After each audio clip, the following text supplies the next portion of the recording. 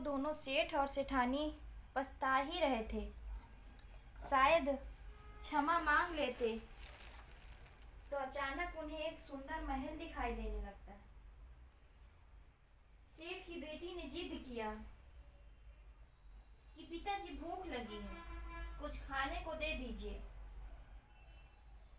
महल को देखकर खुशी से चिल्ला पड़ी, इतना बड़ा महल, इसके भीतर जरूर बहुत सारा भोजन होगा। मैं तो भीतर जा रही हूँ। सेठ और उनकी पत्नी ने उसे रोकने का बहुत प्रयास किया, परंतु सेठ की बेटी दौड़कर महल के अंदर प्रवेश कर गई। सेठ और उसकी पत्नी जैसे तैसे महल के द्वार पर पहुंचे, परंतु तब तक दरवाजा बंद हो चुका था।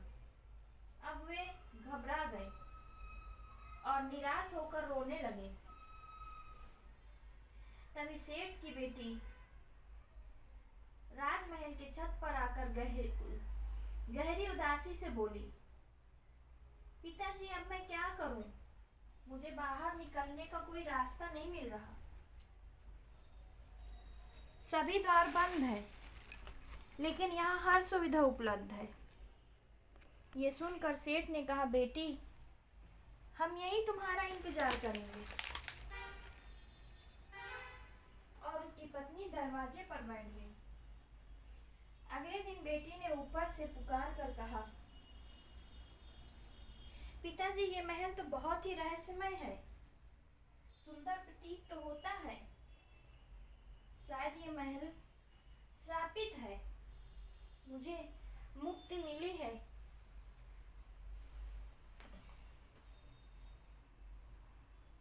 इस महल के श्राप से मुझे मुक्ति मिली, क्योंकि कल मैंने थोड़ा सा ही खाया, मेरी भूख मिट गई, वरना मेरी भूख कभी शांत ही नहीं होती थी। लगता है कि ये महल मेरे भाग्य में रानी बनने के लिए लिखा था। आप लोग जाइए पिताजी, अपना ध्यान रखिएगा। सेठ ने उसकी बात सुनी और बोला, बेटी तुम ठीक कह रही हो, मैं जा रहा हूँ, लेकिन जल्दी ही वापस आऊँगा तुमसे मिलने। ये कहकर सेठ और उसकी पत्नी वहाँ से चले जाते हैं। वे अपने घर लौट आते हैं और बची हुई थोड़ी बहुत पूंजी से अपना फिर से व्यापार शुरू करते हैं। उसकी बेटी के पास मिट्टी के बने सुंदर गुड्डे गुड़ियाँ घोड़ियों का एक जोड़ा था, जिसे सेठ ने कभी भी बेचा नहीं। उसने बेचने की कोशिश भी नहीं की। यहाँ तक कि कितनी भी कठिन परिस्थितियाँ हों, उन्होंने उसे अपने बेटी की निशानी के रूप में रखा। उधर महल में उसकी बेटी ने हर ओर का अवलोकन किया। वो हर प्रकार की सुविधा मानो जादुई ढंग से विद्यमान थी। महल के बीचों बीच में एक सुंदर तालाब भी था। थकान मिटाने के लिए उसमें स्नान किया और महल में घूमने लगी। एक कक्ष में पहुंचते ही उसने देखा कि एक आकर्षक राजकुमार बिस्तर पर पड़ा है। उसके शरीर में बहुत सारी सुइयां चुभी हुई हैं। उसके हृदय में अजीब सा भाव उत्पन्न हुआ। उसने पास रखी चांदी की कटोरी उठाई और प्रतिदिन उस राजकुमार के शरीर से सुइयां निकालने लगी। महल में उसके सिवा कोई और था भी नहीं, लेकिन वहां हर प्रकार की आवश्यक वस्तु थी। जब उसे भूख लगती तो वो रसोई में जाकर अपनी इच्छा के अनुसार भोजन बना लेती। कोई वहां अन्न की कोई कमी नहीं थी। एक विशाल कक्ष में अनेक प्रकार के वस्त्र आभूषण भरे हुए थे। वो अपनी पसंद के वस्त्र पहनती और गहनों से सुसज्जित हो जाती। उसे ये समझ नहीं आता कि ये सब कैसे संभव है। इस जादुई महल में उसकी हर आवश्यकताएं पूरी हो रही थी। अपनी इच्छा के अनुसार महल के हर वस्त्र और आभूषणों का उपयोग कर फिर मनोयोग से राजकुमार के शरीर से हर सुई को निकालने का कार्य में जुट जाती। 3 महीने ऐसे ही बीत गए। उसे राजकुमार के प्रति गहन स्नेह हो गया। वो सेठ की बेटी पूरी लगन के साथ राजकुमार के शरीर से सुई निकालती रही और इस तरह करते करते 2 वर्ष बीत गए। इस बीच उसने राजकुमार के शरीर से अधिकतर सुइयां निकाल ही दी थी। अब बस उसकी गर्दन और चेहरे पर कुछ ही सुई बाकी रह गई। इसी बीच सेठ की बेटी के पिता ने फिर अपने पुराने व्यवसाय में जुट गए। दिन रात कड़ी मेहनत कर उन्होंने अपना व्यापार पहले से अधिक बढ़ा लिया और उनका व्यापार अधिक फलने फूलने भी लगा। सेठ ने अब फिर से संपन्न हो गए। सेठ अपनी बेटी कलावती को खोजने का अधिक प्रयास किया, परंतु जिस रहस्यमय महल में उन्होंने उसे छोड़ा था, अब वो उस स्थान पर नहीं है। महल में कैद रहकर कलावती मनुष्यों के साथ संपर्क के लिए तरसने लगी। एक दिन महल के बाहर से गुजरते हुए कुछ लोग को उसने अपने रोक से पुकारा और उसने पूछा, इस दासी की क्या कीमत है? जवाब में विक्रेता ने कहा, महारानी, आपकी इच्छा के अनुसार दे दीजिए। कलावती भीतर जाकर हीरे आभूषण नीचे फेंक दिए और पूछती है, परंतु ये ऊपर कैसे आएगी? उस लड़की ने सुझाव दिया, आप झरोके के कुंडे में एक लस्सी बांध दीजिए, उसी पर चढ़कर आ जाऊंगी। वैसे ही उस लड़की ने किया और कुछ ही समय बाद वो लड़की, जिसका नाम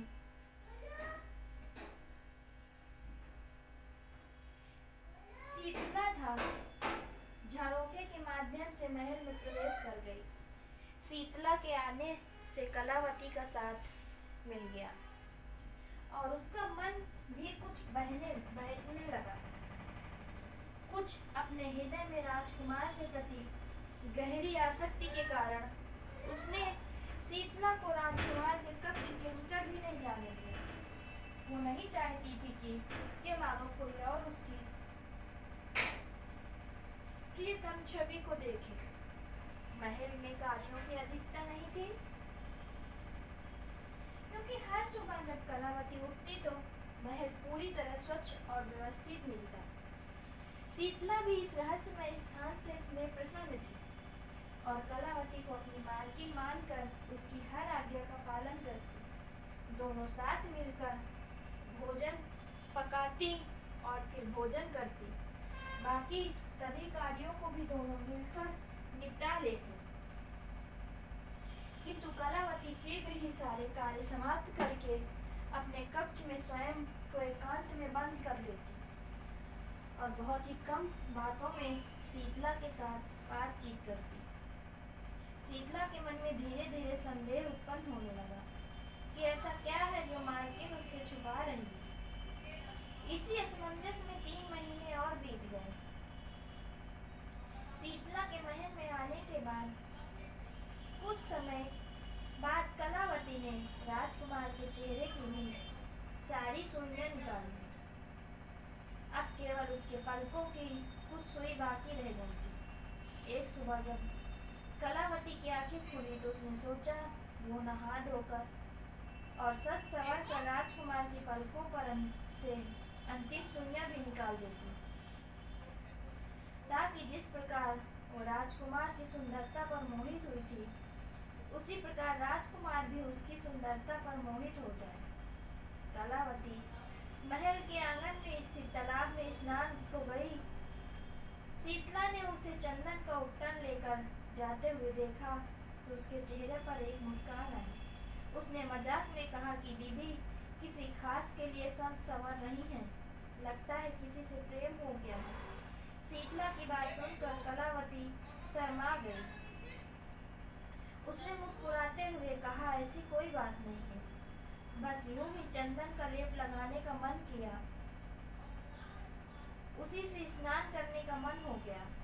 कलावती ने राजकुमार के कमरे में किसी को प्रवेश करने की आज्ञा नहीं दी, सिवाय उसके शीतला को पूरे महल में स्वतंत्रता थी, परंतु वो कमरे में जाने पर पाबंदी थी, जिससे उसकी जिज्ञासा और भी बढ़ गई।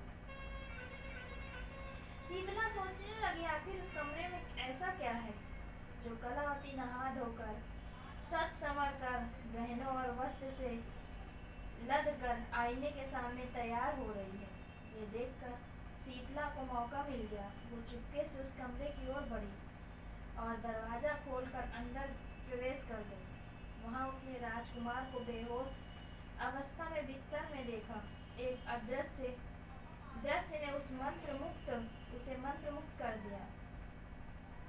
कमरे में के कोने में रखी चांदी की कटोरी में भरी सुई को देखकर वो समझ गई कि कलावती इस कमरे में क्या करती है। उसने झट से राजकुमार की पलकों की सुई निकाल दी। जैसे ही आखिरी सुई हटाई, राजकुमार ने अपनी आंखें खोल ली। उसने पहली नजर में शीतला को देखा और उसके हाथों को थाम लिया।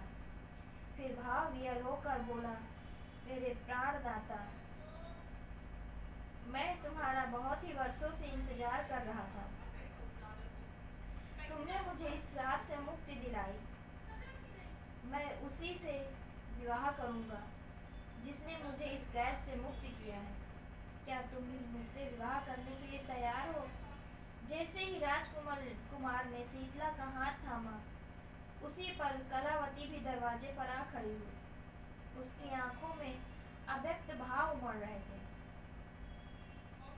राजकुमार के सामने शकुंतला का ये भव्य रूप देखकर वो चकित रह गई।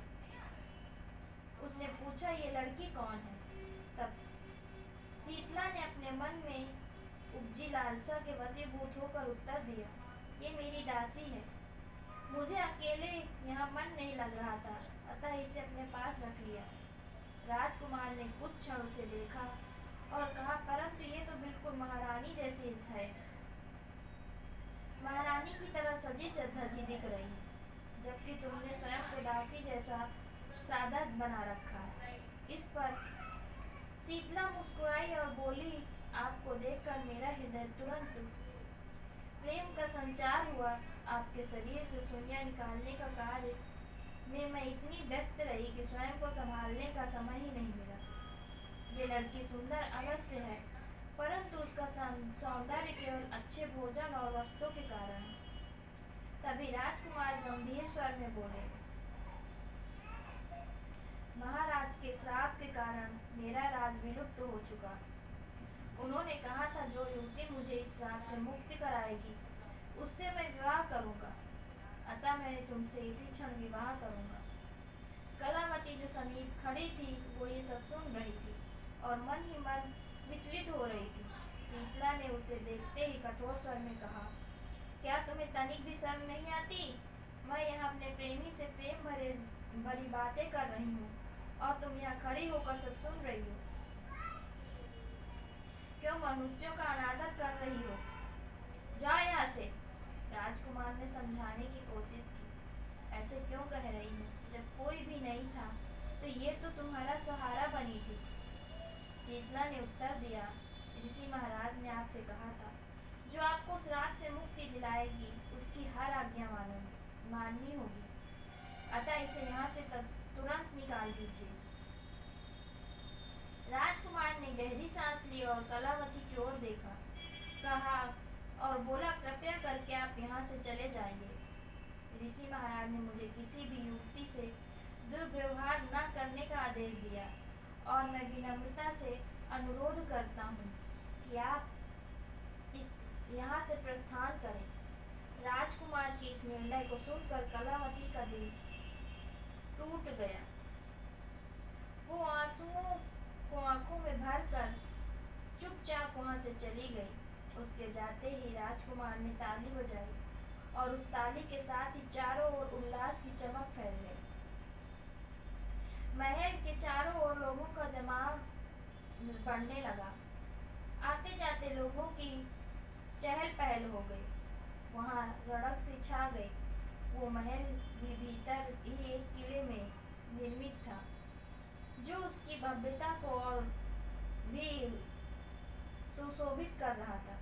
उसी वक्त कलावती रोती हुई वहाँ से विदा ले चुकी थी। राजकुमार ने शीतला से कहा, अब मैं तुरंत तुम्हारा ही हूँ, तुम्हारे ही साथ विवाह करूँगा, क्योंकि तुमने मुझे विवाह श्राप से मुक्ति दिलाई है। परंतु एक बात ध्यान रखना राजकुमारी शीतला, मैं किसी भी स्त्री का अनादर नहीं कर सकता और ना ही उसे किसी प्रकार का कष्ट दे सकता हूँ। इसी प्रकार मैं तुमसे अपेक्षा करता हूँ कि तुम भी अपनी दासी के साथ कोई भी किसी भी तरह का दुर्व्यवहार मत करना। शीतला ने तुरंत उत्तर दिया, मैं तो उसे महल से विदा करने का विचार कर रही थी। राजकुमार ने गंभीर स्वर में कहा, शीतला ऐसा मत करना। उसकी बहुत कुछ निर्दोषता दिखती है और तुम जैसी महान नारी ये कैसे सोच सकती है। जब तुम यहाँ अकेली थी तो उसी ने तुम्हारा साथ दिया था। तुम्हारे महल के सभी कार्यों का भार भी उसी पर था, जैसे कि तुमने मुझे बताया था। राजकुमार के शब्दों ने शीतला को असहज कर दिया। उसे आभास हो गया कि कहीं कलावती को बाहर करने के प्रयास में उसका सारा राज खुल न जाए। उसने बात का रुख बदलते हुए कहा, क्या आप मुझे ये बताएंगे कि आपको ये श्राप कैसे मिला था? आपको महाराज ने कैसे श्राप दिया? राजकुमार ने अपनी पुरानी स्मृति में डूबते हुए कहा, मैं अपने समय का एक अत्यंत सुंदर राजकुमार था। ऐसा कोई भी शस्त्र कला या कौशल नहीं था जिसमें मेरी महारत न हो। मेरी इतनी शक्ति थी, मैं एक ही तीर से 7 लोहे के तवे भेद सकता था। शत्रु के कलेजों को कपा देने वाली मेरी वार विद्या और तलवार चलाने में मेरी दक्षता बेजोड़ थी। जल में नाविका, धरती पर मल्लयुद्ध और तलवारबाजी में कोई मेरे सामने नहीं टिकता। उसने गहरी सांस ली और बोला, मेरी इन विशेषताओं ने मुझे गर्व से भर दिया और मेरा हृदय अहंकार से भरने लगा। मुझे अपनी प्रतिभा के आगे कोई योग्य नहीं दिखता। अभी भी मैं युवराज ही था। मेरे पिता की मृत्यु के बाद राज अभिषेक का समय आ गया।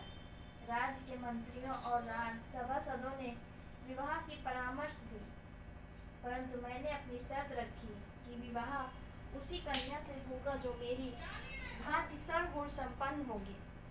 मेरी इच्छा के अनुसार राजमाता ने एक भव्य आयोजन किया, जहां सभी राजकुमारियों को निमंत्रण दिया गया, परंतु अपने और गुण के अभिमान में मैं इतना चूर हो चुका था, उनमें से किसी को अपने समक्ष नहीं समझा। सभा कक्ष में मैंने सभी राजकुमारियों को इकट्ठा किया। मुझे ऐसा कोई नहीं दिख रहा था जो मेरे समान वीरवान और बलवान हो। इसी कारण से कोई भी राजकुमारी मेरे मन को नहीं भाई। अपने स्वर में व्यंग का पुट डालते हुए मैंने कहा, आरंभ किया। अपने सौंदर्य और गुणों के चर्चे बहुत सुने, परंतु आप में से कोई भी मेरी बराबरी नहीं कर सकता। ना युद्ध कौशल में वो मेरे बराबर है, ना ही सौंदर्य के गुणों में कोई बराबरी है मेरी। दोस्तों, मेरी कहानी आप लोगों को पसंद आए तो मेरे चैनल को लाइक, सब्सक्राइब और शेयर ज़रूर कर दीजिएगा। कमेंट कर भी बताइएगा कि आपको मेरी ये कहानी कैसे लगी। आप सभी नृत्य कला में भी निपुण नहीं हैं। उस राजकुमार ने बताया कि मैंने सभी राजकुमारियों का बहुत ही अपमान किया। मैंने कहा मुझे कोई मेरा प्रतिद्वंदी नहीं दिख रहा। आप में से कुछ के पास सौंदर्य है तो कुछ के पास बुद्धिमत्ता है, परंतु दुर्भाग्यवश इनमें से कोई भी ऐसा नहीं है जिनमें सभी गुण हो। अगर आप में से किसी के पास एक गुण अधिक होता तो शायद मैं किसी को अपना जीवन साथी बनाता। वो राजकुमारी सुंदर हो या साधारण, परंतु सच्चाई ये है आप में से कोई भी किसी भी क्षेत्र में मुझसे श्रेष्ठ नहीं। श्रेष्ठता की तो छोड़ो, आप में से कोई मेरे बराबर भी नहीं। मेरे इस कथन से सभी राजकुमारियां सिर झुकाकर खड़ी थीं और उनके आंखों से आंसू बह रहे थे, जिसे देखकर मुझे एक अजीब तरह की संतुष्टि का अनुभव भी हो रहा था। फिर मैंने कहा, आप में से कोई भी मेरे योग्य नहीं। मैं किसी के साथ विवाह नहीं करना चाहता, लेकिन आप सभी मेरी अतिथि हैं। मैंने आपके लिए विशेष उपहारों की व्यवस्था भी की है। हमारे राज्य की परंपरा है कि जो भी हमारे यहाँ आता है उसे बहुत ही अनमोल उपहार देकर ही विदा किया जाता है। कृपया मेरे पास आकर उपहार ले लीजिए और अपने राज्य को लौट जाइए, क्योंकि मैं आप में से किसी के साथ विवाह नहीं कर सकता। मैं आप सभी को ससम्मान आपके राज्य विदा करना चाहता हूँ। मेरे तीखे शब्दों को सुनकर राजकुमारियां एक एक करके वहां से चली गईं। पहली राजकुमारी जब मेरे पास से गुजरी, मैंने उसे कठोर दृष्टि से देखा, जिससे वो भयभीत भी हो गई और जल्दी से मुझसे उपहार लेकर चली गई। इस प्रकार सभी राजकुमारियां आंखों में आंसू लिए मुझसे उपहार लेकर अपने राज्य को वापस चली गईं। जब राजमाता को उस घटना का पता चला तो वह अत्यधिक बहुत ही क्रोधित हो गई। उन्होंने घोषणा कर दी कि मैं अब केवल एक बालिका राजकुमारी से ही विवाह करूंगा।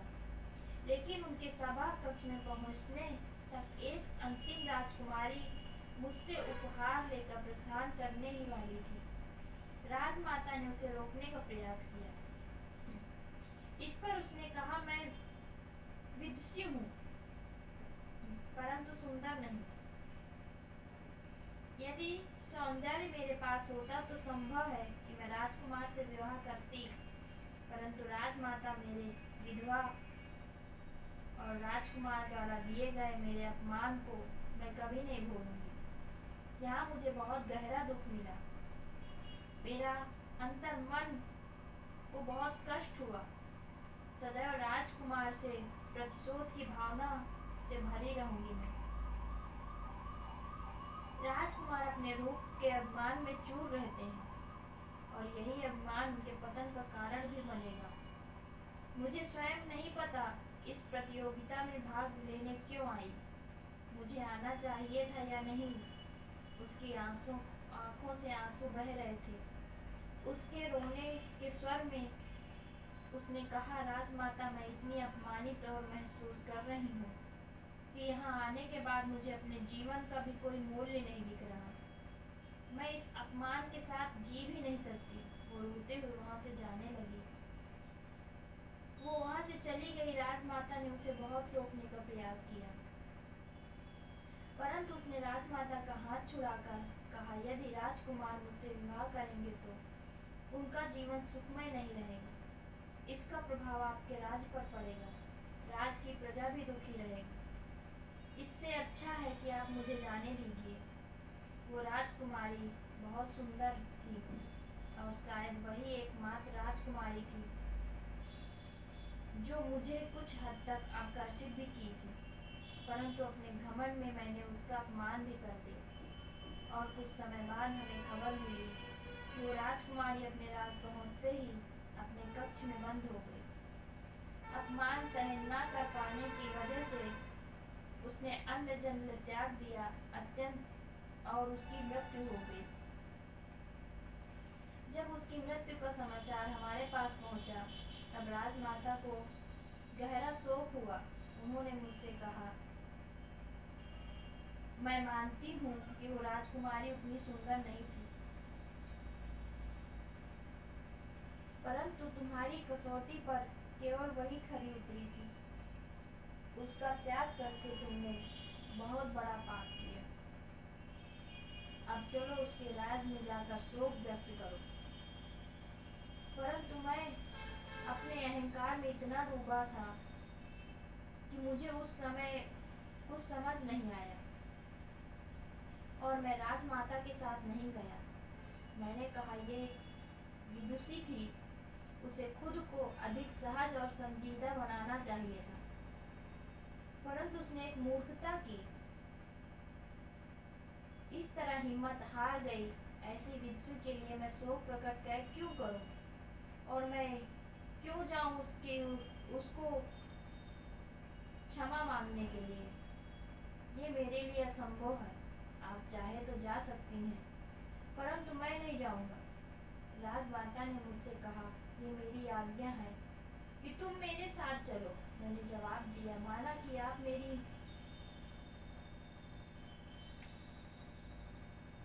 मैं आपके साथ चल सकता हूँ, परंतु जब मैं राजा नहीं बन सकता, जब तक मैं राजा नहीं बनूंगा, जब तक मेरी शादी नहीं होगी, राजगद्दी पर आप ही बैठेंगे।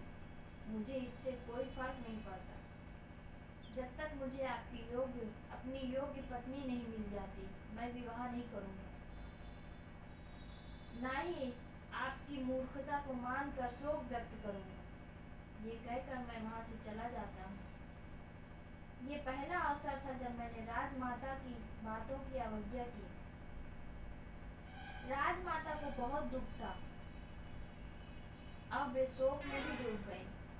जब उन्होंने राजकुमारी की मौत के बारे में सुना और मेरे कटु शब्दों को सुना, तो वो सहन नहीं कर पाई और उनको दिल का दौरा पड़ा और वो तुरंत ही स्वर्गलोक पधार गई। राजमाता के निधन के बाद मुझे बहुत दुख था, परंतु उनकी मृत्यु के बाद मेरी उद्दंडता और बढ़ गई। एक प्रजापालक राजा था और मेरी प्रजा मुझसे गहरी श्रद्धा रखती थी। लोग दिन रात ईश्वर से प्रार्थना करते कि मुझे शीघ्र अपनी इच्छा के अनुसार राजकुमारी मिल जाए, ताकि मेरा विवाह उसके साथ हो सके और राजगद्दी का उत्तराधिकारी भी मिल जाए। गुरुजी ने मुझसे कहा कि अगर राजमाता के निधन के 6 महीने बाद भी राजगद्दी पर कोई राजा नहीं बैठता, तो वो किसी योग्य पुरुष को गद्दी पर बैठा देंगे। मैंने गुरुजी की बातों को अपने घमंड में हंसी में उड़ा दिया, परंतु सच्चाई ये थी कि मैं भी अंदर से जानता था कि उनकी बातों को नकारने का साहस किसी और के पास नहीं था। अगर मैंने उनका विरोध किया तो राज्य में विद्रोह हो सकता है, और ऐसा होने पर मैं अपनी प्रजा का विश्वास खो सकता हूँ, जो मेरे लिए बहुत ही असहनीय भी होगा।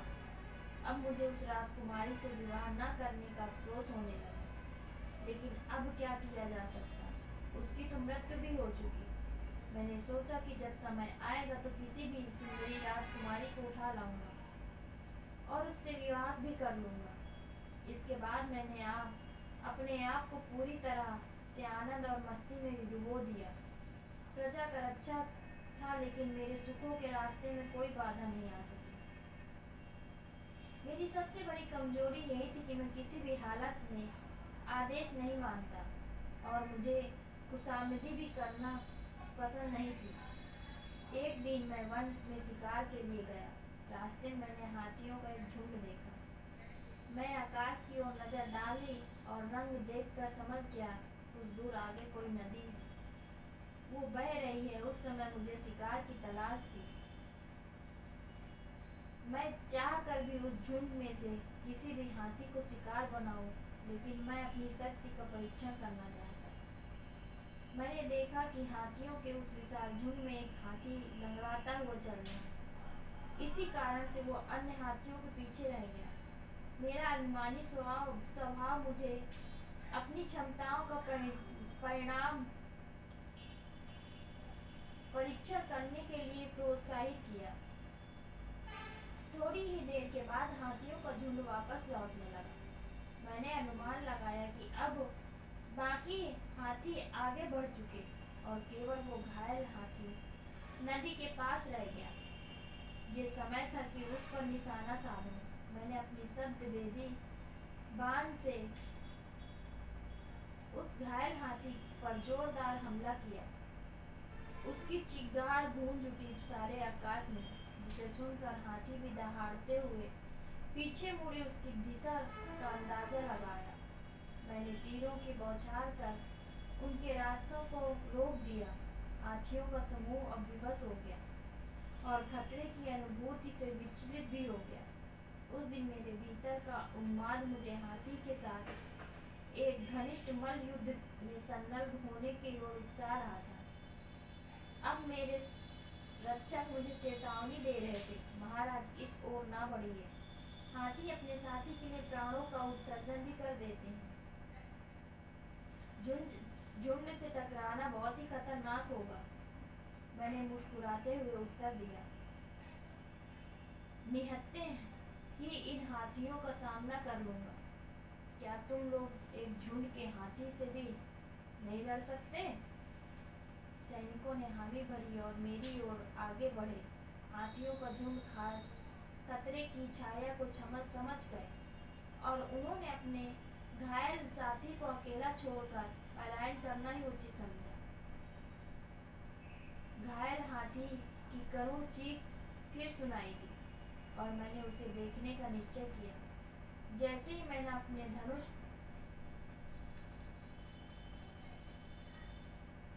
का टंकार प्रयास किया, मुझे चोलियों की खनक सुनाई दी और मेरे हाथ स्वतः ही रुक गए। पहले मुझे लगा कि यह मात्र भ्रम है, लेकिन अपने लक्ष्य की ओर बढ़ना एक बहुत ही आवश्यक था। इसलिए मैंने अपने घोड़े को उसी दिशा में दौड़ा दिया। नदी के किनारे पहुंचते ही मैंने देखा कि एक वन में एक कन्या उस हाथी की तीर निकालने का प्रयास कर रही है। उसके घाव पर किसी औषधि का लेप लगा रही थी। मैंने दृष्टि घुमाई तो पास के पत्थर पर पीसी हुई कुछ जड़ी बूटियां देखी जो वो हाथी पर मल रही थी। मुझे देखकर ही उस कन्या ने भाप लिया कि ये तीर मैंने ही चलाया है। मेरी राजसी पोशाक देखकर वो समझ गई कि कोई राजकुमार हूँ। उसने क्रोध भरी आवाज में कहा, तुम्हें शर्म नहीं आती? राजकुमार होकर भी प्राणियों पर जानलेवा हमला करते हो। राजपुरुषों का धर्म होता है प्राणियों की रक्षा करना, जीवों की रक्षा करना, और तुम उन्हीं की हत्या कर रहे हो। कितने कायर हो। उसके अप्रतिम सौंदर्य मुझे एक क्षण के लिए सम्मोहित कर दिया। उसका तेज और निर्भीकता को देखकर मैं विस्मित था, लेकिन उसकी बातें सुनकर मेरा क्रोध उबल पड़ा। मैंने कहा, देखो राजकुमार, मैं राजकुमार हूँ और ये शिकार मेरा है। मुझे सौंप दो, नहीं तो परिणाम बहुत बुरा होगा। उसने जवाब दिया, कौन सा परिणाम? क्या तुम भी मेरी हत्या करोगे? मैंने कहा, मैं निशाना साध कर आता हूँ, परंतु कभी स्त्रियों पर हथियार नहीं उठाया, विशेष रूप से अगर वो युवती हो। मेरी बात सुनकर वो बोली, राजकुमार, मैंने सुना है तुम बहुत घमंडी हो, घमंड से भरे हो। शायद इसीलिए मैंने सही सुना है। वो बोली, अपने निशाने पर बड़ा अभिमान है तुमको ना? तुम्हें तो ठीक है, मैं तुम्हें 5 बार प्रयास करने की अनुमति देती हूँ। यदि तुमने मेरे हाथों की चूड़ियों को भेद कर गिरा दिया तो ये शिकार तुम्हारा है। इतना कहकर उसने अपने दोनों हाथ सीधे कर दिए। मैंने तीर छोड़ा, परंतु चंबे में पड़ गया। उसने तीर को अपनी मुट्ठी में हाथ थाम लिया। उसने घायल हाथी की देखभाल की थी, उसके घाव पर मलहम लगाकर उसे स्वस्थ किया।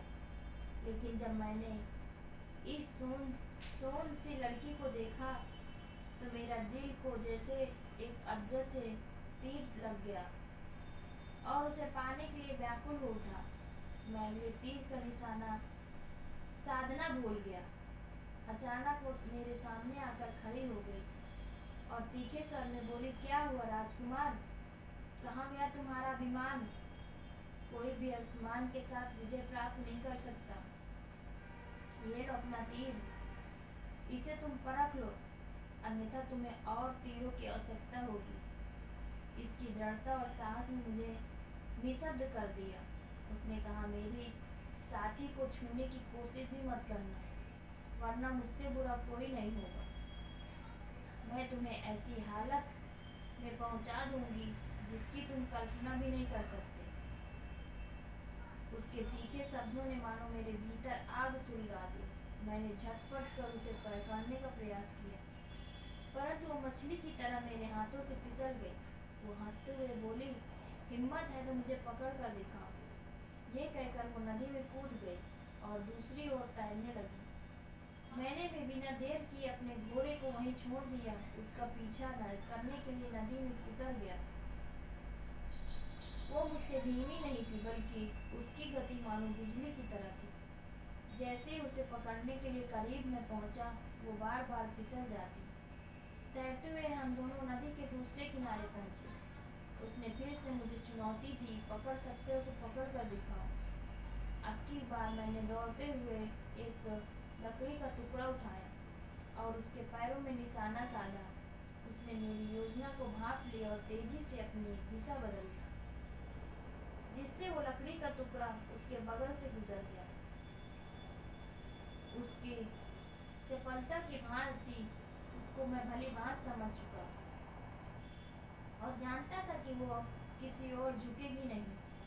मैंने लकड़ी का टुकड़ा उसी दिशा में फेंका था जहां वो मुड़ने वाली थी। अगले ही पल वो मेरे बलशाही बाहों के घेरे में थी, किंतु जैसे मैंने उसे समझा था वैसे ही उसने भी मेरी रणनीति भांप ली। जैसे ही मेरी गिरफ्त में आई, उसने मुझे झटक दिया और फिर एक पल में जंगल से मैं ओझल हो गई। मैं मुस्कुराकर उस दिशा में देखता रह गया और वहीं मैंने निर्णय ले लिया कि यही युवती मेरे दिल की धड़कन है। जब मैं अपने राजमहल वापस लौट आया तो देखा कि राजपुरोहित ने सभा का आयोजन कर रखा है। मैंने चंबित होकर पूछा, मेरे बिना यहाँ सभा कैसे आयोजित हो गई? तब राजपुरोहित ने आगे बढ़कर कहा, राजमाता के निधन के 4 माह बीत चुके हैं। यदि अगले 2 माह में आपने विवाह नहीं किया तो राज सिंहासन में दूसरा राजकुमार बिठा दिया जाएगा। किसी उपयुक्त व्यक्ति का चयन करके उसको राज सिंहासन सौंप दिया जाएगा। इसी कारण ये सभा बुलाई गई है। मैंने आश्वस्त करते हुए कहा, आप लोग चिंता मत कीजिए, मैंने योग्य कन्या को खोज लिया है। शीघ्र मैं उससे विवाह भी कर लूंगा। राज्य को सिंहासन से रिक्त नहीं होना पड़ेगा। आप लोगों को चिंता होने की आवश्यकता भी नहीं रहेगी। मेरी यह बात पूरी राज्य में जंगल की आग की तरह फैल गई। जनता खुशी से झूम उठी। मैंने अपने गुप्तचरों को उस विलक्षण युवती का पता लगाने की जिम्मेदारी सौंप दी। 1 सप्ताह भी नहीं बीता, मुझे उसकी खबर मिल गई। मैं बहुत ही आत्मविश्वास से भरकर उसे पाने के लिए चल पड़ा। अपने विशाल सैनिक के साथ मैं जंगल पहुंचा, जहां वो हाथी भी दिखाई दिया, जो पहले घायल था, परंतु अब उसमें कोई थकान के चिन्ह भी नहीं थे। न मेरे दिए गए घाव, उसके घाव भी पूरी तरह से भर चुके थे। मैं उस युवती के उपचार कौशल का कायल हो चुका था। मेरा हृदय उसकी प्रशंसा में डूब चुका था। पहली बार किसी स्त्री के प्रति मेरा इतना मोह हुआ। नहीं तो महिलाओं को मैं हमेशा एक खिलौने से अधिक नहीं समझता। महल में मेरे लिए सभी ऐश्वर्य उपलब्ध थे और मैं उन सभी का आनंद उठाता। परंतु मैं अपनी प्रजा से भी भरपूर प्रेम करता था। इसी कारण मेरी जनता मुझे असीम सम्मान देती थी। वो युवती जंगल के भीतर अपने पिता के आश्रम में रहती थी। विवाह योग्य आयु होने के बावजूद उसका विवाह अब तक नहीं हुआ था। उसके पिता उस घने जंगल में गुरुकुल को चलाते थे। उनकी ख्याति बहुत दूर दूर तक फैली। मैंने तो उनके नाम को भी नहीं सुना था, परंतु जब मैं उनसे मिला तो उनकी विद्वता के सामने नतमस्तक हो गया। मैंने उन्हें अपना परिचय दिया और उनकी पुत्री का हाथ मांगा। मेरे प्रस्ताव से वो बहुत प्रसन्न थे, खुश थे और बोले, युवराज, आपने मेरी बड़ी ही समस्या का समाधान कर दिया। मेरी पुत्री विवाह योग्य है, वो अति गुणी भी है। मैंने आसपास के सभी गुरुकुल में जाकर योग्य वर की तलाश की, परंतु मुझे आज तक कोई योग्य वर नहीं मिला जिससे मैं अपनी पुत्री का कन्यादान कर सकूं और अपने जीवन का ये ऋण चुका सकूं। अब मैं अपने पूर्वजों से आंख मिला सकता हूँ। उसी समय वो ऋषि कन्या आश्रम में आई। उसके पिता ने उसे मेरे प्रस्ताव के विषय में बताया। उसे सुनते ही उसने कहा, यह असंभव है पिताजी, मैं इनसे विवाह नहीं करना चाहती। ये राजकुमार मेरे योग्य नहीं है। ऋषि ने बड़े आश्चर्य से पूछा, बेटी कैसे बात कर रही हो? बेटी, युवराज कैसे तुम्हारे योग्य नहीं है? तब कन्या ने उत्तर दिया, पिताजी, आपको याद होगा कि इन्होंने अपने विवाह के लिए एक सभा आयोजित की थी, जिसमें इन्होंने घोषणा की केवल उसी राजकुमारी से विवाह करेंगे जो सर्वगुण संपन्न होगी, जो राजकुमारी इनकी बराबरी कर सकेगी। मेरी मित्र शगुन भी उस प्रतियोगिता में गई थी। वहाँ पर भी कहा गया था, कोई भी राजकुमारी इनकी बराबरी नहीं कर सकती। परंतु सच्चाई ये है, सुकन्या वास्तव में गुणों में से इनसे कम नहीं थी।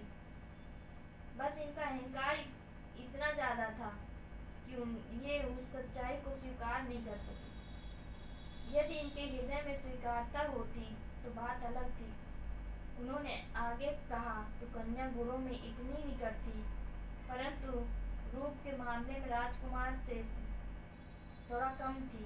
इसलिए सुकन्या से विवाह की संभावना तो दूर, ये सोचने योग्य भी नहीं थे। माना कि सुकन्या अप्रतिम सुंदर की घनी नहीं थी, किंतु उसमें एक भी आकर्षण अवश्य था। परंतु राजकुमार के कठोर वचन उनके जीवन का अंतिम साबित न हुआ। किसी भी युवती के प्रति ऐसी निंदा उसे भीतर तक तोड़ देती है, और यही सुकन्या के साथ हुआ। मैं अपनी सखी के हत्यारे के साथ विवाह कैसे कर सकती हूँ? ऐसा किसी भी शर्त पर असंभव है। मैंने कहा थी कि तुम मुझसे विवाह करने का अधिकार खो चुके हो, क्योंकि तुम्हारी इच्छा के विरुद्ध मेरे पास आने का ये परिणाम मुझे अस्वीकार है। राजकुमार ने उनके प्रश्नों का उत्तर देते हुए कहा, एक स्त्री केवल अपने पति, प्रेमी या मंगेतर के प्रति ही इस प्रकार का अधिकार जताती है। यदि वो विवाह न करे तो वह जीवन राजकुमारी रह सकती है। क्या तुम इसे समझती हो? मेरी बातों से ये मेरा अंतिम प्रयास था, क्योंकि मुझे शीघ्र ही विवाह करना था, अन्यथा राजपुरोहित किसी अन्य को राज्य का अधिकार दे देते। मैं जानता था कि राज्य के प्रति राजपुरोहित का निष्ठा संकल्प अडिग था और उस पर संदेह करना अनुचित भी था, कारण मैं उनसे भयभीत रहता। राजगद्दी के लिए षड्यंत्र शुरू हो चुकी थी। वहीं दूसरी ओर ऋषि कन्या ने स्पष्ट कहा, मैं अपनी स्वेच्छा से तुम्हारी बाहों में नहीं आऊंगी, क्योंकि एक सर्वगुण संपन्न व्यक्ति को हर किसी की कामना होती है। जब मेरी सखी बीमार हुई थी तो उनसे मिलने गई। वो तुम्हारी निंदा सुनकर व्यथित थी और उसकी जीवन इच्छा समाप्त हो चुकी थी। तुम्हारे दोषों की जानकारी से मेरे भीतर की खोज उत्पन्न हुई और मैंने तुम्हें खोज लिया, परंतु मैं अपनी सखी के हत्यारे से विवाह नहीं कर सकती। तो उसके पिता ने कहा, पुत्री, विवाह तो तुम्हें करना ही होगा। तुमने अपनी इच्छा से राजकुमार को वर चुना है, उनकी बाहों में प्रवेश किया है। उस ऋषि कन्या ने मेरे साथ विवाह का प्रस्ताव अस्वीकार कर दिया। मैंने जब ऋषि कन्या का हाथ मांगा, ये समाचार समस्त आश्रम में फैल गई। शीघ्र ही आसपास के सभी ऋषि मुनि उस लड़की के पिता के आश्रम में एकत्रित हो गए। ऋषि कन्या के पिता ने सभा के समक्ष कहा, बेटी, तुमने अपने नाम का सार्थक किया। तुम्हारे गुरु की महल चंदन की तरह चारों ओर फैल रही है। मैं हूँ कि तुम इस पुण्य को लेकर और आगे जाओ और राजकुमार से विवाह कर लो। तब सुगंधा ने कहा, पिताजी, यदि आप मेरे लिए राजकुमार से विवाह की कठोर सजा दे रहे हैं तो मुझे इसे स्वीकार करना ही होगा।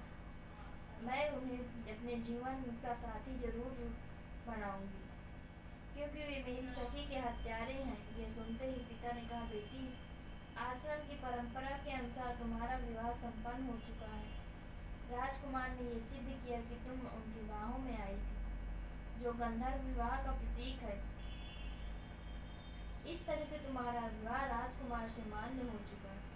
सुगंधा ने कहा, पिताजी, भले आपकी दृष्टि में मेरा विवाह राजकुमार से हो चुका हो, परंतु क्या राजकुमार के अनुसार भी ये विवाह स्वीकार है?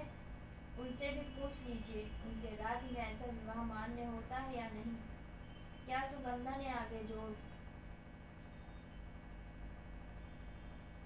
हमारा विवाह इस वन प्रदेश में हुआ है, जो किसी भी राज्य के अंतर्गत नहीं आता।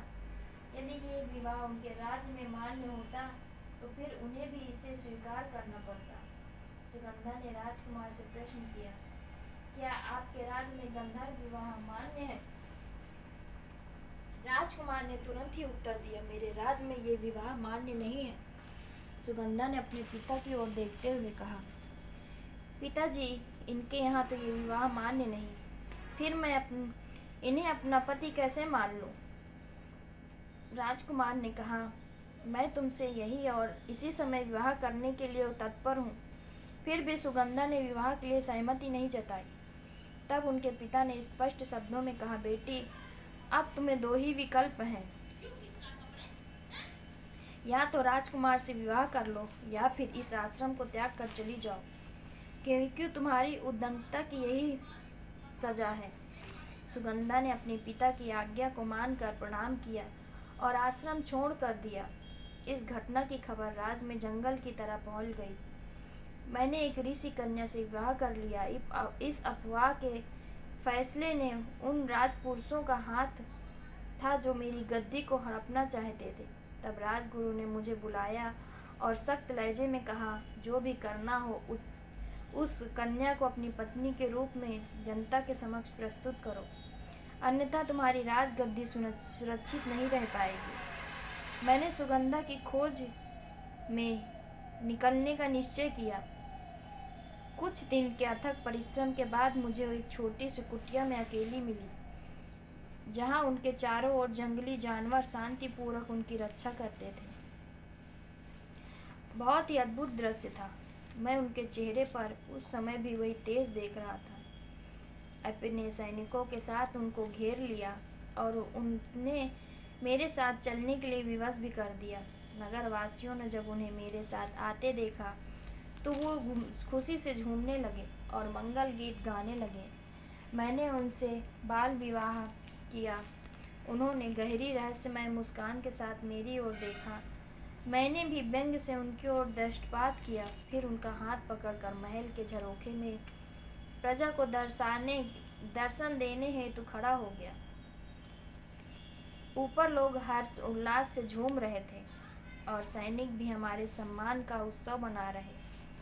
सैनिक विभिन्न प्रकार से अपनी शक्तियों को प्रदर्शन करते उसी समय भालों से सुरक्षित सैनिकों का एक दल हमारे सम्मान में झूम के रूप में आगे आया।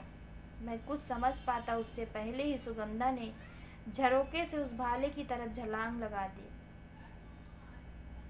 जहां बालिकाएं सुरक्षित रूप से छिपी थीं। उनके कूदते ही भानु के बीच में फंसा उनका शरीर एक तीव्र चीख के वातावरण में गूंज उठा। पिताजी उसे देखते ही रह गए। उसी क्षण उनके पिता वहां आ पहुंचे। उनकी अब अंतिम सांसें गिन रही थी। पिता ने अपने कमंडल से जल उठाया और बोले, राजकुमार, मैंने अपनी पुत्री को हर तरह से संपन्न बनाया। एक पुत्र कहीं से कहीं अधिक उसे स्नेह दिया, पर उसकी एक छोटी सी भूल पर भी उसका परित्याग करने का संकोच नहीं किया। किंतु तुमने उसके साथ जबरदस्ती की। किसी व्यक्ति के जब बदौलत करना महापाप है, और तुमने यही पाप कर मेरी बेटी के साथ किया। इसलिए मैं तुम्हें श्राप देता हूँ कि जिस प्रकार आज मेरी पुत्री का शरीर विदीन हुआ है, उसी तरह से तुम्हारा शरीर किसी परछाई के समान लुप्त हो जाए। तुम्हारे राज्य की प्रजा ने एक निर्दोष पर अत्याचार किया, इसलिए तुम्हारा समस्त राज्य भी दृष्टिपथ से गायब हो जाए। तुम अनगिनत वर्षों तक बेड़ियों में बंधे रहो। ये कहते हुए उन्होंने अपने हाथों का जल मेरे ऊपर छिड़क दिया। अगले ही क्षण मैं उनके चरणों में गिर पड़ा, अपने पापों की क्षमा याचना करने लगा, परंतु उन्होंने मेरी ओर तनिक भी ध्यान नहीं दिया। तब वे अपनी पुत्री की ओर मुड़े और बोले, माना कि तुम राजकुमार को दंडित करना चाहती थी, किंतु मैंने तुम्हारी आंखों में राजकुमार के लिए गहरा स्नेह देखा। यदि राजकुमार अपने अपराधों का प्रायश्चित करता तो तुम निश्चित ही उसको पति रूप में स्वीकार करती। अतः राजकुमार को श्राप से तभी मुक्ति मिलेगी जब तुम अगले जन्म में इस शरीर से सभी सुइयां निकाल दोगी। फिर मुझसे बोले, तुम्हारे शरीर से अंतिम सुई तब निकल जाएगी जब तुम्हारे समक्ष कोई सुलक्षण कन्या प्रकट होगी, और उसी क्षण तुम उसे वर्णन कर लेना। जैसे ही तुम उसका हाथ पकड़ विवाह का प्रस्ताव दोगे, तुम्हारा राज्य पुनः लौट आएगा। यह सुनकर कलावती दरवाजे के पीछे खड़ी होकर आंखों में आंसू भरे नेत्रों से देख रही थी। उसने राजकुमार के समस्त शरीर से सुइयां निकाली, परंतु उसके पास इसका कोई ठोस प्रमाण नहीं था। उसकी आंखों के समक्ष ही शीतला और राजकुमार का विवाह संपन्न हो गया। जब भी राजकुमार कलावती को निहारते, उसकी सुंदरता और सुघरता में वो मंत्रमुग्ध हो जाते। शीतला को इस बात का भनक लग चुकी थी। राजकुमार ने उसे कड़े शब्दों में यह निर्देश दिया कि वो किसी प्रकार से कलावती को महल के बाहर से नहीं निकाल सकती। इसलिए शीतला ने उसे महल में रखा, लेकिन प्रताड़ित करने का कोई अवसर नहीं छोड़ती। कभी कभी तो कलावती को 5-5, 6-6 दिनों तक भोजन से वंचित रखती, परंतु कलावती पर इसका कोई प्रभाव नहीं पड़ता, बल्कि उसे ये देखकर विस्मित होने लगता कि उसे भूख का एहसास क्यों नहीं होता। शीतला ने अपनी सभी दासियों को हटा दिया और कलावती को दिन भर काम में उलझाए रहती। राजकुमार ये सब देखते रहे और धीरे धीरे उनके हृदय में कलावती के प्रति सहानुभूति उत्पन्न होने लगी। 2 माह बीत जाने के बाद राजकुमार ने एक दिन दोनों से कहा, अब मैं समस्त धरा में देवों के दर्शन के लिए प्रस्थान करना चाहता हूँ, क्योंकि गुरुदेव का कहना था कि मुझ पर जो श्राप का हल्का प्रभाव है वो तभी समाप्त होगा जब मैं चारों धाम के देवताओं का दर्शन कर लूँगा। राजकुमार ने महल के सभी सेवकाओं और शीतला से पूछा, तुम लोगों के लिए कुछ लाने का मन है?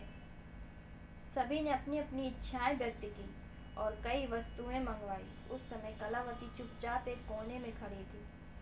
राजकुमार उसके पास गए और पूछने लगे, तुमने अपनी कोई इच्छा व्यक्त नहीं की। कलावती, क्या तुम्हें कुछ नहीं चाहिए? कलावती ने सिर झुकाकर उत्तर दिया, मुझे यह सब कुछ मिल जाता है, मुझे वास्तव में कुछ नहीं चाहिए। यदि आप मुझे कुछ देना ही चाहते हैं, मेरे लिए कुछ लाना ही चाहते हैं, तो मेरे लिए एक सत्य बोलने वाली गुड़िया और एक गुड्डा का जोड़ा लेते आइएगा। राजकुमार ने सहज स्वीकार किया और यात्रा के लिए प्रस्थान गए। चारों धाम के इस धार्मिक और पवित्र अभिमान में उन्होंने हर जगह का अनुभूत किया। अपने समृद्ध राज्य की कारण जहाँ भी वो गए, खुले हृदय से दान पुण्य किया। कुछ माह बीते, उन्होंने सभी की इच्छाओं के अनुसार वस्तुएं एकत्रित कर ली। बस ये सच बोलने वाली मिट्टी की गुड्डा और गुड़िया का जोड़ा उन्हें नहीं मिल पाया। पर राजकुमार के मुख्य सलाहकार ने उनसे निवेदन किया, महाराज, 2 माह बीत चुके हैं, हमें अधिक समय तक राजमहल से दूर नहीं रहना चाहिए। मुझे नहीं लगता कि आपको ये गुड्डा गुड़िया वास्तव में मिल पाएंगे। कृपया करके आप वापस लौट चलें। राजकुमार ने दृढ़ता से कहा, आज तक कोई ऐसी वस्तु नहीं रही जो मैं पाने में असमर्थ हूँ। मैं ये सच बोलने वाली गुड्डा गुड़िया अवश्य ही लेकर लौटूंगा। इस निश्चय के साथ राजकुमार आगे बढ़ने लगे। कुछ दूरी पर उन्हें ज्ञात हुआ कि एक प्रतिष्ठित व्यापारी हैं जिनके पास अद्वितीय रेशम कपड़ों का संग्रह है। राजकुमार ने उन व्यापारी से भेंट करने की निश्चय किया।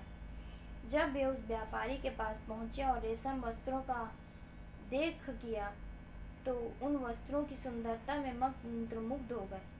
उन्होंने व्यापारी से बड़ी मात्रा में रेशमी कपड़े खरीदे। संयोगवश ये व्यापारी कोई और नहीं बल्कि कलावती के पिता थे।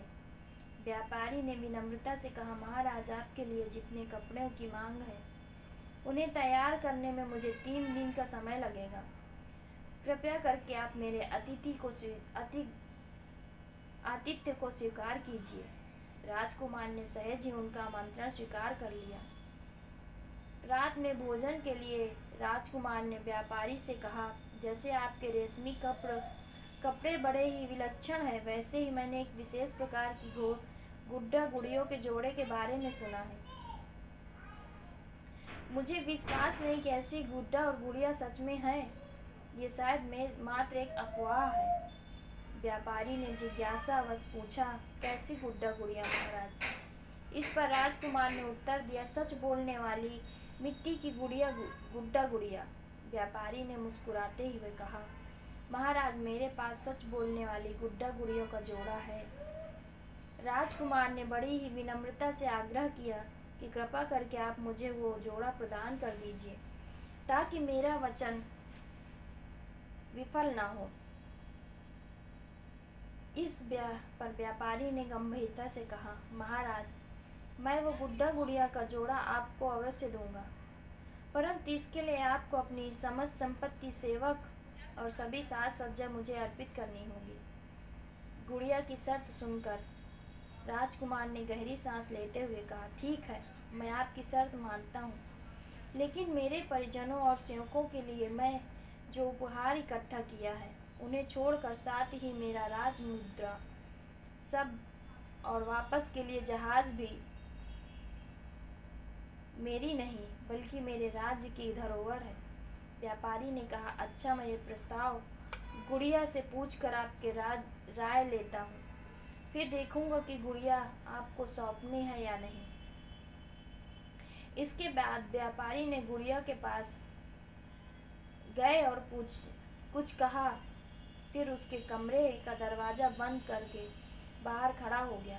रात को उसने झरोखे से झांक कर देखा तो गुड़िया के अपने दोनों हाथ में कमर पर रखे मुंह फुलाए खड़ी थी, जैसे नाराज हो, बुदबुदा रही हो, चलने की तैयारी कर रही हो।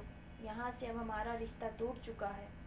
गुड़िया के नखरे हुए, मैं नहीं जा रही, ये राजा एकदम झूठा है, छल से भरा हुआ है, उसके साथ नहीं जाऊंगी। इस पर गुड्डे ने कहा, क्या कह रही हो? राजा ने अपनी सारी संपत्ति व्यापारी को सौंप दी है। उसने हमारे लिए सब कुछ न्यौछावर कर दिया है। उसने अपनी भावी रानी का भी मान नहीं रखा, जो कि उनके लिए बहुत बड़ा त्याग की है। गुड़िया ने हाथ हिलाते हुए कहा, कैसा राजा? जो किसी और की आंखों में सच्चाई तक नहीं देख सका। मैं नहीं जाने वाली ऐसे राजा के साथ। तुम्हें जाना है तो तुम जाओ। गुड़िया गुदगुदाते हुए नाराज होकर बोली। फिर गुड्डे ने कहा, मैं तो जाऊंगा। तुम जानती हो कि अगर हम अलग हो गए तो हमारी विशेषता, हमारा बोलना सब व्यर्थ चला जाएगा। हम दोनों बस साधारण गुड्डे गुड़िया रह जाएंगे। गुड़िया ने गंभीरता से कहा, मिट जाते हैं तो मिट जाने दो, फिर भी मैं नहीं जाऊंगी इसके साथ। गुड्डे ने गुड़िया को समझाया, अरे भाग्यवान, मैं इसलिए तुम्हें चलने के लिए कह रहा हूँ ताकि तुम वहाँ जाकर खुद ही सच्चाई का पता लगा सको, सही और गलत को पहचान सको। गुड़िया ने कहा, क्या ऐसा संभव हो सकता है? ये राजा सचमुच ईमानदार है तो मैं उसके साथ चलने के लिए तैयार हो जाऊंगी, क्योंकि हमें किसी सच्चे व्यक्ति के साथ ही अपना जीवन बिताना है। अगले दिन व्यापारी ने राजकुमार को गुड़ियों का वो जोड़ा भेंट कर दिया, साथ में काफ़ी संपत्ति और कुछ सेवक भी डाल दिए। महाराज ने कहा, मैं ये सब कैसे ले सकता हूँ? ये सब तो मैंने आपको सौंप दिया है। व्यापारी ने कहा, ये धन और सेवक मेरे नहीं हैं, ये सब इस गुड्डे गुड़िया के हैं। मेरी बेटी का खिलौना यही है। एक दिन मेरी बेटी अचानक कहीं गायब हो गई और इसके अलावा मेरे पास उसकी कोई निशानी नहीं बची। मैंने जो कुछ भी अपनी बेटी के लिए संजोया था उसे आपके साथ भेज रहा हूँ, क्योंकि अब मैं इन्हें अपनी संतान मानता हूँ। राजकुमार ने पूछा, आपकी बेटी कहाँ चली गई? व्यापारी बताने के लिए प्रयास कर रहा था, लेकिन किसी अदृश्य शक्ति ने उसकी जुबान को पकड़ लिया। बस हिचकियाँ ही हाथ जोड़कर कहा, महाराज, आपसे मेरा निवेदन है, कृपा करके शीघ्र यहाँ से आप चले जाएं, ताकि मैं मान सकूं कि मेरी बेटी का अंतिम निशानी भी अब चली गई। मुझे अपनी बेटी के बिना जीना सीखना है, क्योंकि मैंने अपने दिल पर पत्थर रखकर आपको ये गुड्डा गुड़िया का जोड़ा सौंपा है। राजकुमार वहाँ से प्रस्थान कर अपने राज लौट आए और वहाँ पहुंचकर उन्हें सभी को विभिन्न प्रकार के उपहार, जिसको जो चाहिए था, उन्होंने प्रदान किया। फिर उन्होंने कलावती को बोलने वाली गुड्डा गुड़ियों का जोड़ा और साथ में रेशमी वस्त्र, आभूषण और कई सेवक भी भेंट किए। उन्होंने कहा, गुड़ियों के मालिक ने इनकी देख रेख के लिए हमें यह उपहार में दिया है। शीतला को ये सब देखकर जलन हुई। वो महाराज से शिकायत की, आपने मुझे छोड़कर मेरी नौकरानी को इससे बेहतर उपहार क्यों दिया? महाराज ने उत्तर दिया, जब कलावती ने बोलने वाली गुड्डा गुड़िया का जोड़ा मांगा था, तब तुमने उसकी हंसी उड़ाते हुए मुझसे वचन लिया था कि मैं अपनी यात्रा का समय पूरा करके ही वापस लौटूं। मैंने अपना वचन निभाया। उन्होंने कहा, गुड्डा गुड़ियों की देखरेख का खर्च कौन उठाएगा? महाराज ने कहा, खुद उसका खर्च उठाऊंगा। मैंने इसके मालिक से वादा किया है।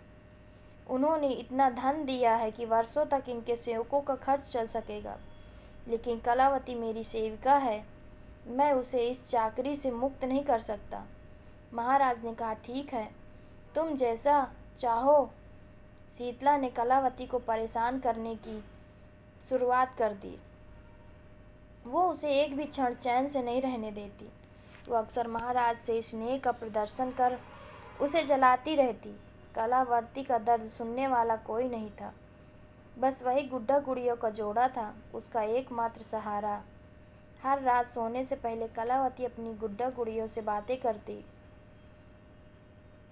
और बुदबुदाती रहती। उनसे कहती, मेरे हाथों में कितने खर्चे हैं, जिन्हें दिन भर की जद्दोजहद में उभरते उभरते हटाते हटाते सैकड़ों निशान बन चुके।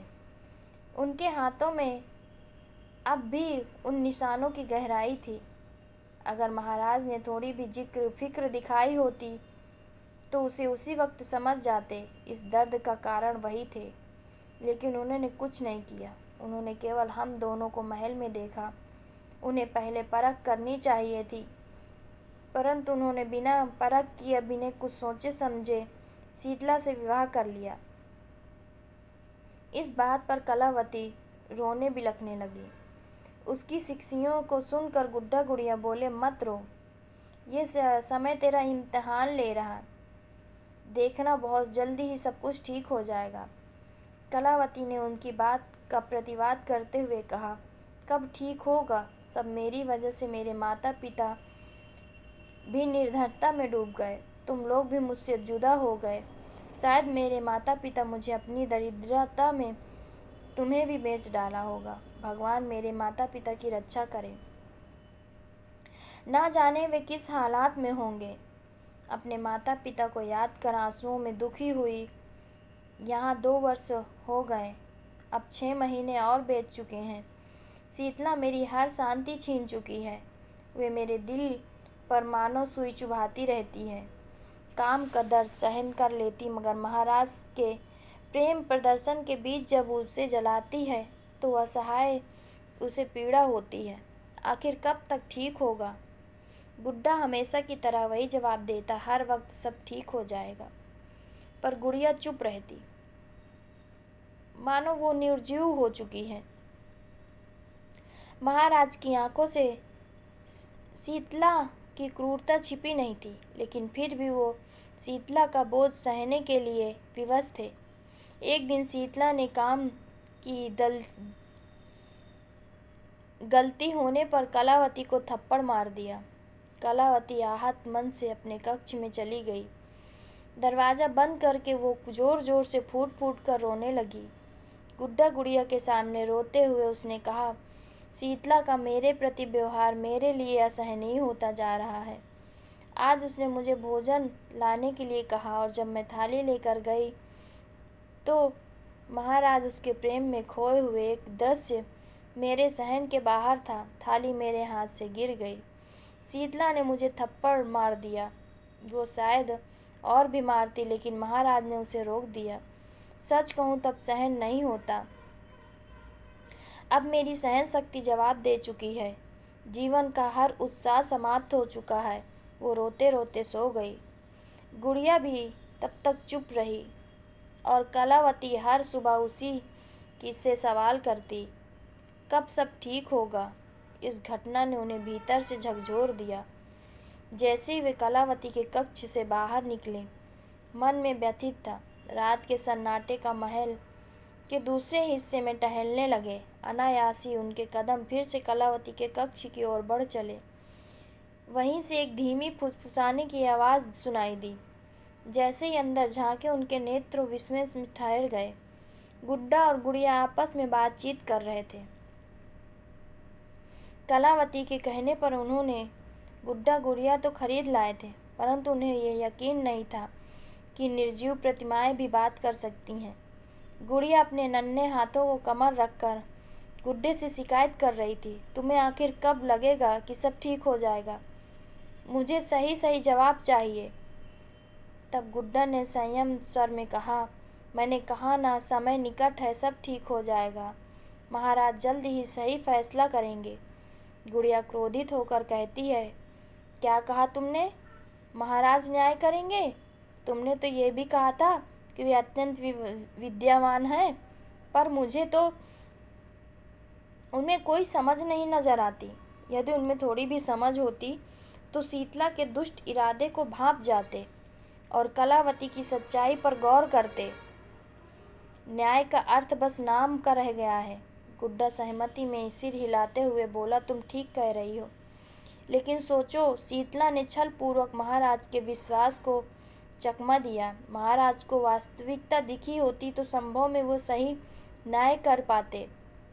तीखे स्वर में फिर से गुड़िया ने बोला, यदि वे सचमुच न्यायप्रिय होते तो कलावती के श्रम और उसके सत्य को समझने का प्रयास करते। महाराज को हकीकत परखनी चाहिए थी, पर सच कहूँ तो सभी पुरुष एक जैसे होते हैं।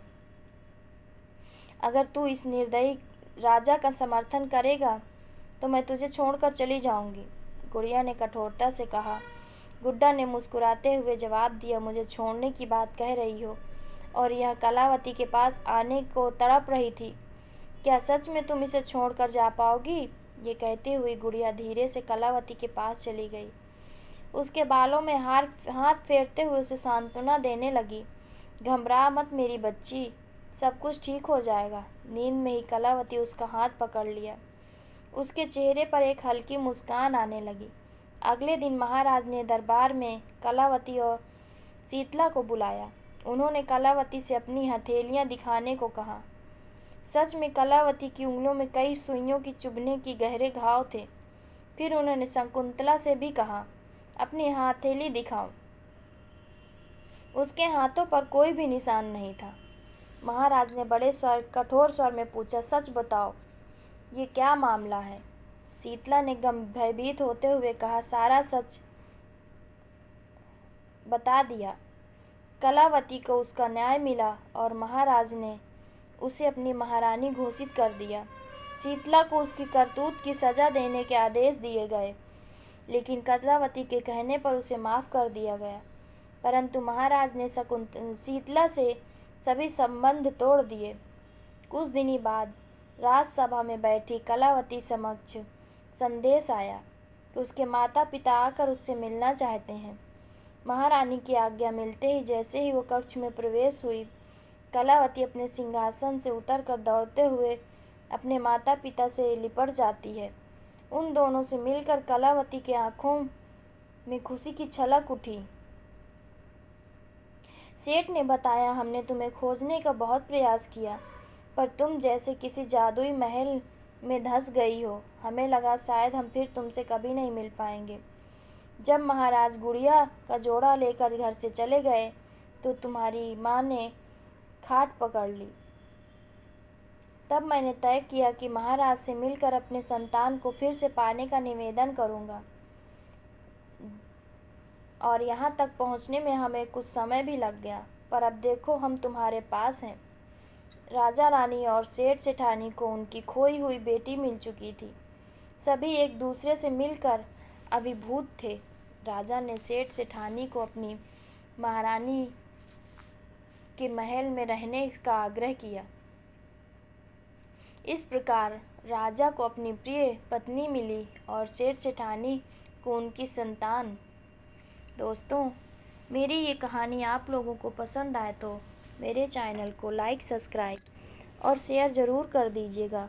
मेरी कहानी सुनने के लिए आप सभी लोगों का बहुत बहुत धन्यवाद।